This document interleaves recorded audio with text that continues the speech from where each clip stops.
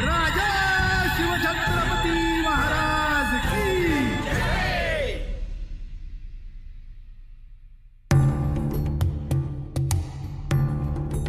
शिवाजी राजे मिर्जा राजा जयसिंह के खबरियों को पकड़कर उनसे जयसिंह के मंसूबे जानने में कामयाब हुए थे।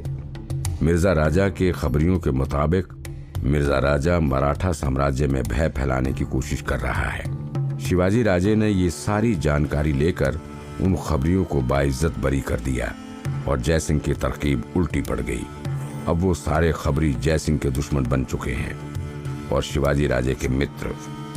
शिवाजी राजे की ये रणनीति तो काम कर गई, लेकिन अब जो उन्हें जानकारी मिली थी वो सुनकर उनकी हैरानी की सीमा ना रही।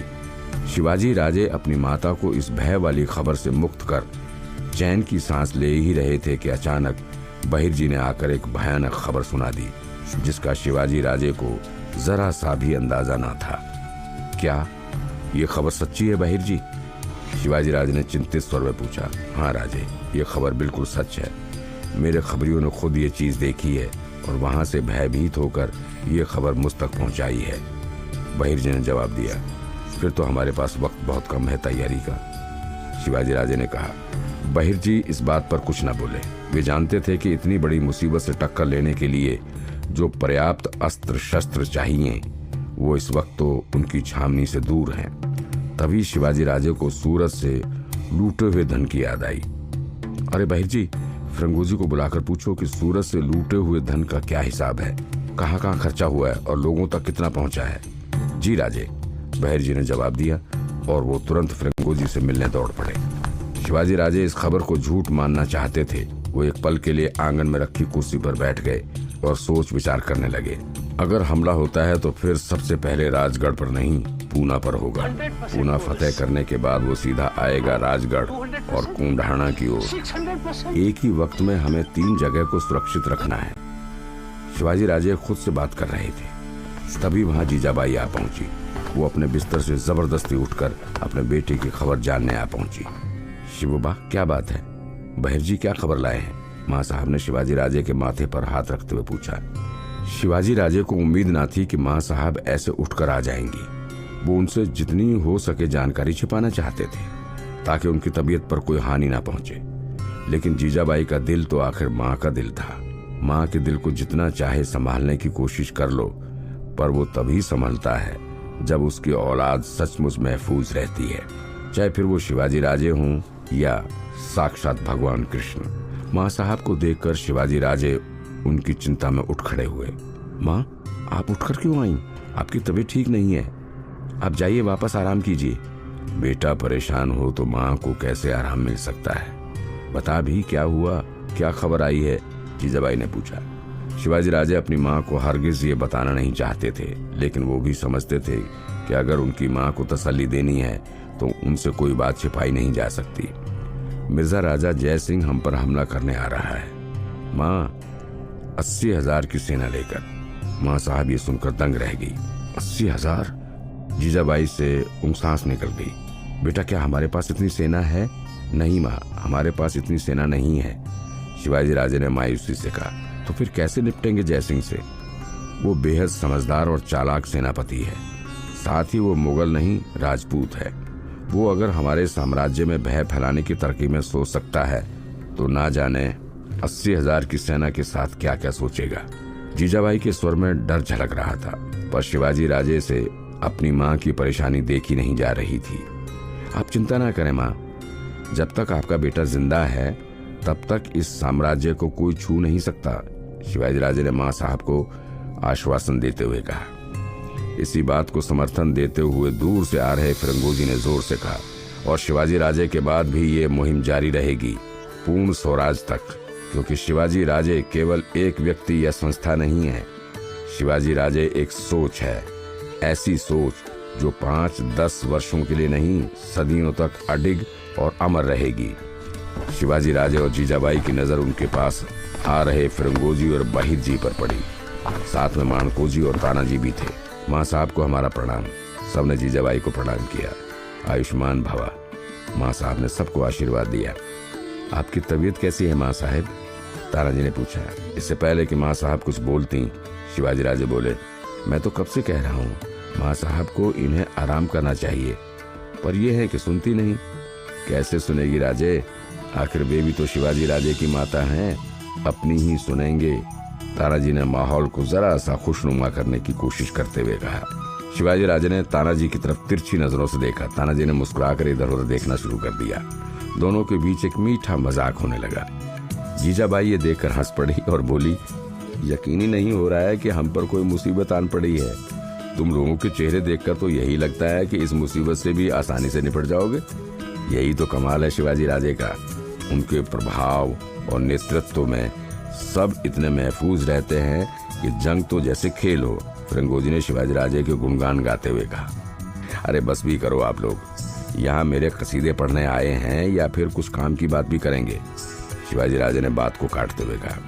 हमने फिरंगोजी से बात कर ली है राजे, सूरत की लूट की सारी जानकारी प्राप्त कर ली है। बहिर जी ने कहा, हाँ राजे, हमारे पास सूरत के पूरे धन का 1/4 हिस्सा ही आवाम के लिए खर्च हुआ है, बाकी सब खजाने में बंद पड़ा है। वक्त आने पर उसे इस्तेमाल कर सकते हैं। फिरंगोजी ने कहा, तो वो वक्त आ गया है। शिवाजी राजे ने कहा, अब उस धन को युद्ध बल के लिए इस्तेमाल करना होगा। इस धन को मालवण के पास हमारे जल दुर्ग तक पहुंचाना शुरू कर दो। सब एक दूसरे को देखने लगे। लेकिन शिबुबा, इस धन से तू जल दुर्ग के कार्यों को पूरा करेगा तो फिर युद्ध के लिए क्या बचेगा? माँ साहब ने सहज सवाल किया। मैं युद्ध के लिए कुछ नहीं बचा रहा माँ, मैं युद्ध की ही तैयारी कर रहा हूँ। शिवाजी राजे ने आत्मविश्वास के साथ कहा। मतलब? मिर्जा राजा राजधानी से निकल चुका है, उसे यहाँ पहुँचने में वक्त लगेगा। उसके पास 80,000 की सेना है। इतनी बड़ी सेना को इतना दूर लाना कोई छोटी बात नहीं है। इन लोहे के चने को चबाते चबाते जयसिंह की आंखों में पानी आ जाएगा, लेकिन उसे उसकी भी कोई चिंता नहीं होगी। यात्रा में सैनिकों का मर जाना आम बात है, खासकर मुगलों के लिए। तो इसलिए जयसिंह हमारे घर तक पहुंचे उससे पहले हमें उसे आधे रास्ते पर रोक लेना होगा। शिवाजी राजे ने अपनी रणनीति साझा करते हुए कहा। आधे रास्ते में रोक लेंगे? कैसे राजे? तानाजी ने पूछा। जयसिंह बूढ़ा भले ही है, लेकिन उसकी सोच हर आधुनिकता का पर्याय है। वो अलग सोच विचार रखने के लिए प्रख्यात है। उसने खबर भिजवा दी कि वो 80,000 की सेना लेकर आ रहा है, लेकिन ये उसकी मानसिक रणनीति है। युद्ध के लिए वो सीधा वार नहीं करेगा। वो यहाँ आने से पहले मालवण के पास वाले जल दुर्गों के पास पहुंचेगा। वहां पर डच नौसेना की मदद लेगा और हम पर हर तरफ से हमला करेगा। वो पहले हमें घेरेगा और उसके बाद राजगढ़ पर सीधा हमला करेगा। शिवाजी राजे ने जैसे जयसिंह की रणनीति को पूरी तरह से भांप लिया हो। सबको शिवाजी राजे के इन वाक्यों से सकपकाहट हो चली। शिबुबा, क्या तुझे यकीन है कि जयसिंह ऐसा ही करेगा? माँ साहब ने पूछा। हाँ माँ, ये कोई मेरा अंदाजा नहीं है, ये पक्की खबर बता रहा हूँ। किसने कहा ये तुझसे? माँ साहब ने पूछा। वो जो खबरी पकड़े थे उन्हीं में से एक ने बताया। फिरंगोजी, तानाजी और बहिर जी एक दूसरे को देखने लगे। लेकिन राजेश, सवाल ये है कि उन खबरियों के साथ तो हम सब भी वहां थे, हमारे सामने तो उसने ये सब नहीं कहा। तानाजी ने सहजता से पूछा। मैं जानता हूँ, उसने वहां नहीं कहा, वो वहां बोल पाता भी नहीं। खबरियों का स्वभाव होता है जब कैद हो जाए तो बात छिपाना, और ज्यादा अहम होता है कि सबसे अहम बात छुपाना। उसने आप सबके सामने जो भी बातें बताई वो सच थी, लेकिन वो सारी बातें ना थी जो मिर्जा राजा ने कही थी।